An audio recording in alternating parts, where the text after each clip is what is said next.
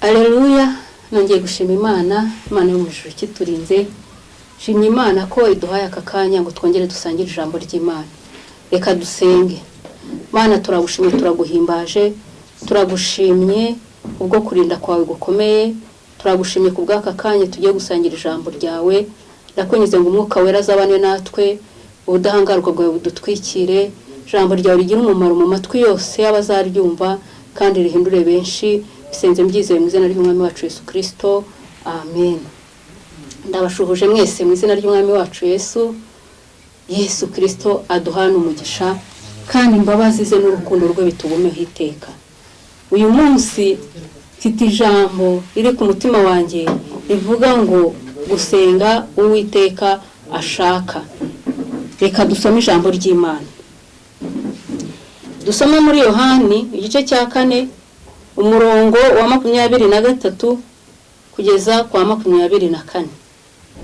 Ngo ariko igihe kiraje ndetse kirasohoye ubwo abasenga data by'ukuri basengera data mu mwuka no mu kuri, kuko data ashaka ko bene abo ari bo bamusenga. Imana ni umwuka, n'abayisenga bakwiye kwisengera mu mwuka no mu kuri. Amena. Aya ni amagambo Kristo yivugiye ubwe Yesu yavuze abwira abigishwa be uyu munsi nitwe, atwigisha atwereka inzira nziza yo gusenga uburyo data ashima, gusenga uburyo butuma data twumva. Aravuga ngo igihe kirageze ndetse kirasohoye ubwo abasenga by'ukuri basengera data mu mwuka ndetse no mu kuri. Tugiye kureba gusenga mu mwuka n'iki no gusenga mu kuri ni gute. Gusenga mu mwuka, Yesu avuga hano gusenga mu mwuka, ntabwo yavugaga kuvusengera mu ndimi, ntabwo yavugaga gusenga witigisa. Gusenga mu mwuka ni ugusenga isengesho rivuye mu mutima. Ngo kuko data nawe ari umwuka dukwiye gusenga mu mwuka. Murabizi ko data aba mu mutima. Ukwiye gusenga rero isengesho rivuye mu mutima. Gusenga isengesho watekereje ukabwira Imana ibikuvuyemo, atari ugusenga amasengesho wumvanye abandi, atari ugusenga amasengesho yanditse undi yahimbye, ahubwo no gusenga isengesho rivuye mu mutima wawe. Isengesho wowe ubwira Imana wikuriye muri wowe, ukabwira Imana ibyo wumva uko ubyumva. Nimba ari igihe cyo guhimbaza Imana, ushaka kuyihimbaza, ushaka kuyivuga imyato, ushaka kuyishima, ishime rivuye mu mutima. Ari umuntu uzajya kumva aravuze ngo Mana nziza, giti cy'inganzamarumbo. Wamubaza ngo igiti cy'inganzamarumbo ni iki? Akaba ngo simbizi. Ukwiye gusenga Imana isengesho rivuye mu mutima wawe, ukayivuga uko uyizi. Nimba utazi igiti cy'inganzamarumbo, wivuga igiti cy'inganzamarumbo. Uyu muntu wagiye kuvuga igiti cy'inganzamarumbo, birashoboka ko icyo giti cyamubereye igicucu, ari ahantu yajyaga aryama akaruhuka, akumva akayaga, akumva haramunejera, akavuga Uwiteka we uri igiti cy'inganzamarumbo, nakugezemo ndaruhuka, nakugezemo numva umunezero. Noneho we akayivuga uko yayibonye, wowe nawe ugapfa kuvuga, ariko wowe bwira Imana uko yumva, iko yakubereye. Umukozi w'Imana yarasenze avuga ngo Mana we ngurira mu bufu bw'igitarama.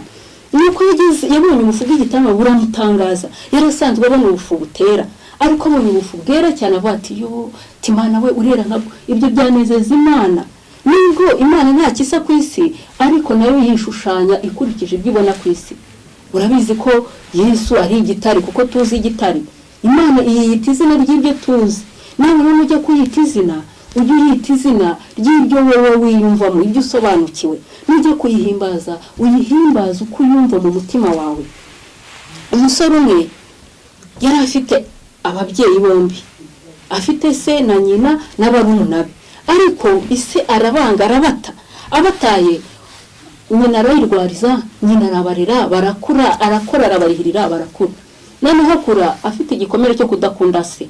Noneho ageze mu Mana akijijwe amaze kwakira Yesu nk'umwami n'umukiza we, ntabwo yasengaga ngo Imana data, aravuga ngo Mana mama, kuko yarazi ko nyina yababereye imfura, nyina yababereye byose, akumva ngo Imana nayo ni byose. Ntabwo rero Imana ngo yasa na se kuko se yabataye. Urumva we yavugaga Imana yisenga mu mwuka, ayivuga uko yumva, uko umutima we ushaka kuyivuga, niko bukwiye kuvuga Imana. Ntabwo Imana rero ikunda amasengesho yasenzwe n'abandi, ugasenga isengesho kuko ryasenzwe n'undi, ukaba wajya mu rusengero ukajya wumva ukumva Jane afite ukuntu ayivuga, ukumva n'iryabatiste ukabihuza ukavuga ngo rasenze. Hoya, iryo ntabwo ari isengesho, ni repetition, ni nk'akaririmba hari. Ariko iyo ushaka gusenga Imana uburyo ikumva, ibwire ibiri mu mutima wawe, uyihimbaza uko uyumva. Nushaka uyita igitanda cyawe cyiza kuko iyo uhageze uruhuka.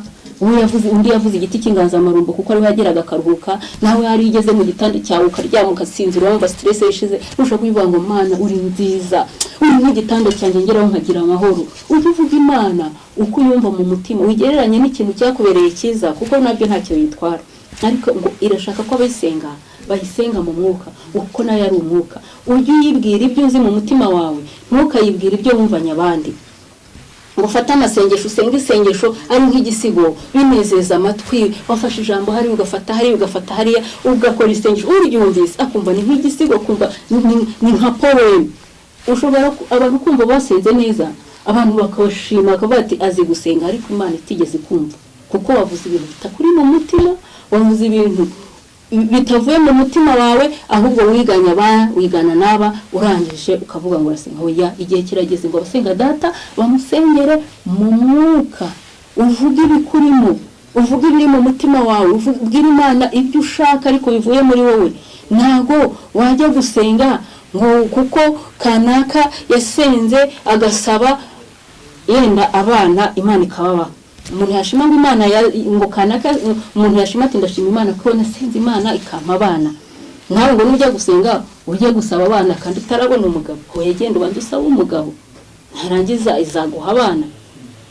Ugomba gusenga ibyo wifuje mu mutima wawe, ugasenga ibikurimo. Nimba ari uguhimbaza Imana yihimbaze ibikurimo, nimba ari ukuramya Imana yiramibwira ibikurimo, ibyo wabonye byiza uko wayita, kumva wowe wayita ajya bari kuyita, ariko ntukayita amazina wumvanya abandi kuko ubwo ngubwo yaba ari nka repetition wawe wigana ibyo abandi bavuze. Ariko igihe kirageze Data arashaka ko umusenga bamusengera mu mwuka kuko ngo nawe ari umwuka. Nimba ari umwuka rero muzi ko Imana iba mu mutima, nimba Imana iba mu mutima n'ubundi zibiri mu mutima, yibwire rero ibiri mu mutima kuko irabibona. Ntago yirirwa ibwirwa ibyacu ngo kuko ibibyirebera. Izibiri mu mutima nuyisenga rero ujye uyibwira ibikuri mu mutima, ntukayibwira ibyo abandi bavuze. Ntugasenga isengesho ryasenzwe n'abandi, ntugasenga isengesho wasomye mu bitabo uvuge ngo isengesho iri niri, uvuge ngo riri niri, uvuge ngo hoya, senga Imana uko wowe wumva wayibwira kuko ni umwuka. Iyi mwuka rero abahe mu mutima, yibwira ibiri mu mutima wawe. Amena. Ikindi ngo Yesu cyangwa Imana ishaka ko tuyisengera mu kuri. Ukuri kuri uburyo bubiri.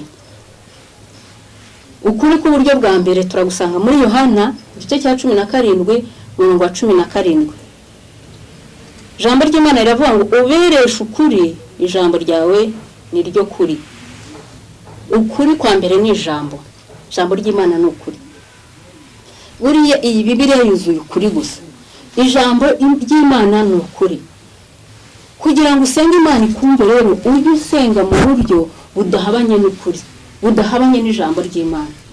Nimba ijambo ry'Imana rikubwira ngo babarira mwene so, ntukajye gusenga ugifite mwene so wanga mu mutima. Nimba ijambo ry'Imana rikubwira ngo nimba ufitanye ikibazo na mugenzi wawe, mbere yo kujya gutura igitambo cyawe cyangwa gutura ituro ryawe, risigaho hafi, nurangiza ugende wiyunge na mwene so, nurangiza ubone kugaruka imbere y'Imana, ubone gutura ituro ryawe. Nukuvuga ngo banza wibohore naba kuboshya umutima, banza ubabarire abaguhemukiye, banza usabe imbabazi abo wahemukiye, ubone kuza kugira ibyo ubwira Imana. Ijambo ry'Imana riravuga rero ngo dusenge mu kuri. Nimba ijambo rikubwira ngo ntukice, ntukibe, ntugasambane, warangiza ugasambana ukaza ukabwira Imana, ntabwo Imana izakumva kuko abishaka ko basenga bagomba kuyisenga mu kuri. Ugomba kubanza ugakora icyo ijambo rigusaba, wamara gukora icyo ijambo rigusaba ukaza ukabona kubwira Imana. Kuko n'ubundi ijambo ry'Imana ravuga ngo mubanze mushaka ubwami bw'Imana no gukiranuka, ibindi nabyo muzabyongererwa.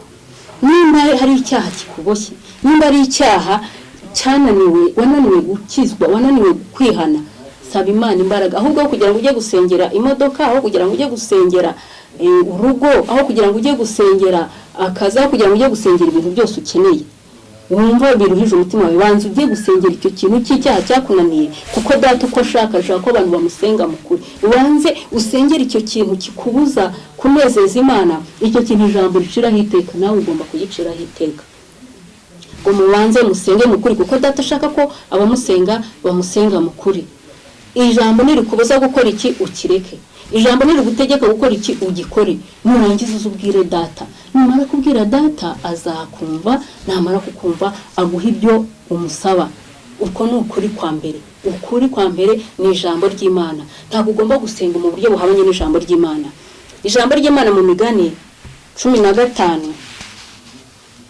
mu migani 15 umurongo wa 8 haravuga ngo igitambo cy'umunyabyaha ni ikizira kuwiteka ariko gusenga k'umukiranutsi kuramunezeza igitambo cy'umunyabyaha ni ikizira kuwiteka ariko gusenga k'umukiranutsi kuramunezeza icyaha ukibwirwa n'ijambo niryo ryakubwiye ko ari icyaha ijambo niryo rikubwira ko gusambana ari icyaha ijambo niryo rikubwira ko kwiba ari icyaha ijambo niryo rikubwira ko kwangana ari icyaha ijambo niryo rikubwira ko bya bindi byose nawe uzi ko ari icyaha Bibiliya yavuze ngo igitambo cy'umunyabyaha ni ikizira kuwiteka iyo uzi gusenga n'ibyaha ukabwira Imana ugafata iminsi 3 yewe ukajya mu mazi yewe ukazamuka umusozi ariko ufite icyaha ngo kuri cyo ni ikizira kuwiteka ariko ngo gusenga k'umukiranutsi kuramunezeza umukiranutsi ninde umukiranutsi ni umuntu wese wakiriye Yesu nk'umwami n'umukiza yamara kumwakira nk'umwami n'umukiza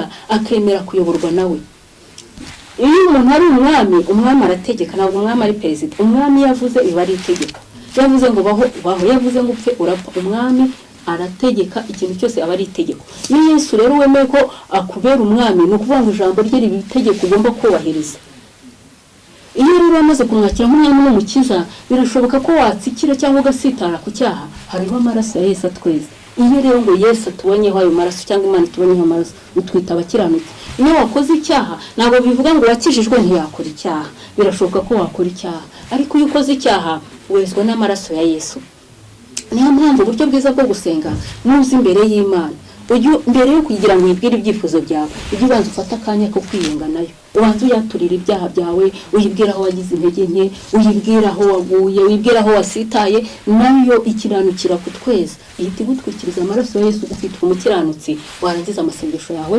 akayinezeza ukiranuka rero si ukuvuga ngo nukugenda wingengesereye ngo nukutavuga oya gukiranuka n'ukwezwa n'amaraso ya Yesu nuko warakiriye Yesu umwami n'umukiza ntiyakweza utaramwakiriye wamara kumwakira ukajye wemera kwezwa nayo maraso wacumura ukajya imbere y'Imana ukavuga ngo Mana mbabarira nyejesha ayo maraso ugaragara nk'umukiranutsi mu maso y'Imana rero nusenga ujye ubanza wiyunge nayo ubanza usaba Imana imbabazi ubanze uhamagara amaraso ya Yesu abanza kwezi agutunganye akunge n'Imana uko gusenga niko data ashaka kuko ngo igihe kirageze ndetse kirasohoye abasenga data bamusengere mukuri ugomba kumusengera mu kijambo ry'Imana rikubuza ware ukakireka ukayisengera mu kijambo ry'Imana rigutegeka ukagikora nimba Imana yaragutegetse gukora iki mu ijambo gikore nimba yakubujije gukora iki mu ijambo kireke nurangiza usenge uwo ni we data ashaka ko asenga uko n'ukuri kwa mbere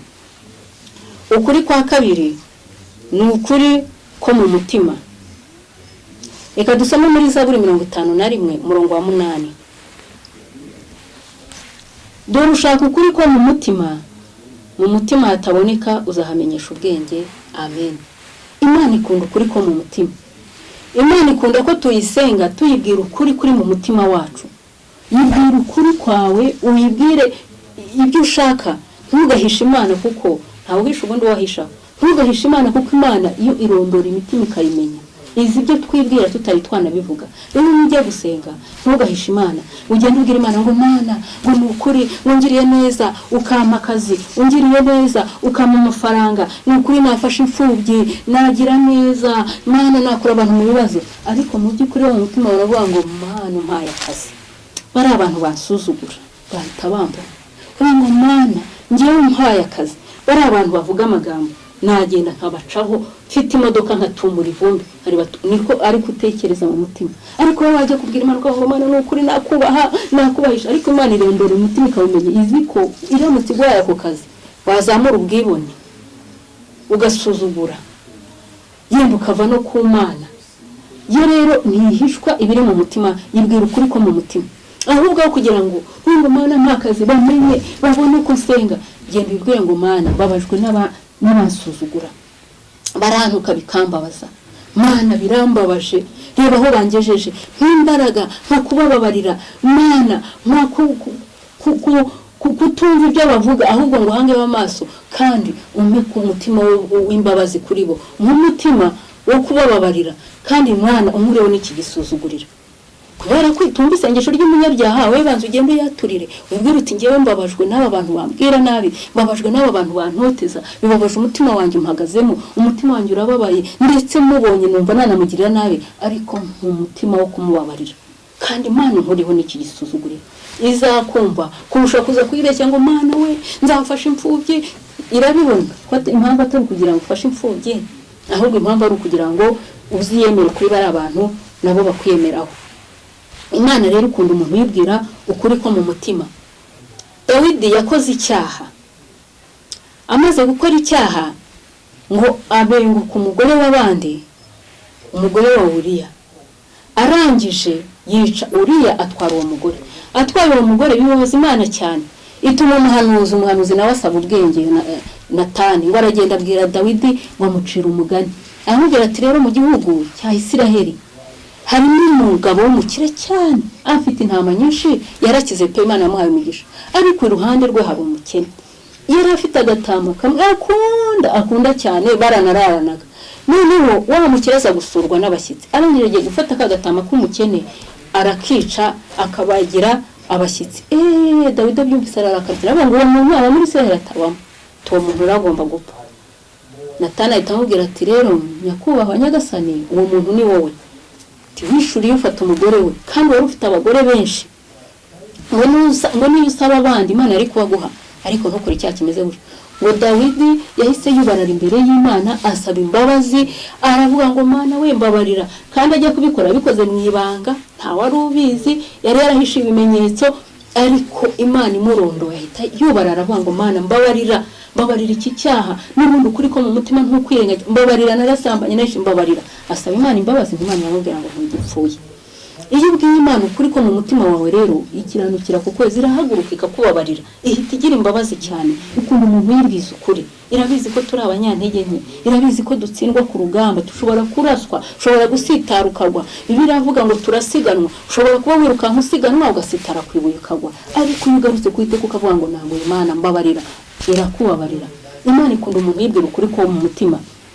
Ugasanga nk'umukobwa arasenze ngo Mana mbabarira umugabo, nkeneye umugabo, Mana unyubahishe, Mana bamenye ko Mana wumvise gusenga kwanjye, ariko mu by'ukuri iyo asaba umugabo gutyo akabije, ajya mu bihuru, ajya mu butayu, ajya mu mazi asaba umugabo, n'irari ry'umubiri, akumva n'irari afite yumva ashaka umugabo cyane. Noneho yajya kubwira Imana ngo Mana nyubahisha umugabo bamenye kugira neza, ariko mu by'ukuri gushaka umugabo cyane atari impamvu yo kugira ngo Imana ihabwe icyubahiro, ahubwo ari irari ry'umubiri ryanze. Iyo rero Imana itinze kumusubiza bene uwo muntu, ahita yishingira, ugahita umenya ko atashakaga umugabo uvuye ku Mana, ahubwo agira ngo yishira rye. Iyo rero usenga uburyo Imana ishaka, uraza ukayibwira ukuri, kugira ngo Uwiteka we irari ry'umubiri rimereye nabi, urabizi niko turemye, nkeneye umugabo, ndashaka umugabo, kandi n'ukuri nutamumpa no gupfa napfa, nutamumpa no kugwa ndagwa, Mana ndashaka umugabo. Iyo ubwiye Imana ukuri, yo ikemura ikibazo. Iravuga ngo nimba nkigutegurira umugabo, irakomeza ikamutegura, noneho wowe ikaza ikagukiza irari ry'umubiri, warangiza ugatuza, ukaba muzima, ugategereza kuko n'abandi bategereza. Rero iyo ubwije Imana ukuri ko mu mutima, ikemura ikibazo nk'uko kigomba gukemurwa. Ariko iyo yibeshye irakwihorera, ngo kuko irashaka ko abayisenga bayisenga mu kuri no mu mwuka. Irashaka ko uyibwiriza ukuri ko mu mutima wawe, wishushanya Imana, ntabwo Imana ibeshyeka. Wibwira Imana ibitakurimo, ahubwo bwira Imana ibiri mu mutima wawe, uyibwire ngo nifuza gutya, nkeneye iki n'iki, impamvu nkishaka niyi n'iyi. Imana irakumva kuruta ko wayibeshya ngo Mana kugira ngo icyubahiro kibi cyawe, kugira ngo Mana nzagushime, kugira ngo Mana nzavuge kugira neza kwawe. Oya, yibwiza ukuri, yibwire ngo Mana data ndifuza iki, kubera abantu banzengurutse baransebya nanjye nkumva ndasebye, bamvuga nabi nkumva gahinda, ngirira neza wowe kabyarawe, unkiza amenyo y'abasetsi. Iyo ishatse iragusubiza kugira ngo abaseka baceceke, cyangwa se ikabacecekesha utaranasubizwa, ikabigutegurira igishaka kuguha. Kubera iki? Kuko yibwije ukuri ko mu mutima. Ngo igihe kirageze rero kandi kirasohoye ko basenga data mu mwuka no mu kuri. Birashoboka ko wajya gusenga ukumva ko gusenga ari ukuza imbere y'Imana ko banga Mana ibi n'ibi, ariko ukaba utari wo gusenga mu kuri no mu mwuka.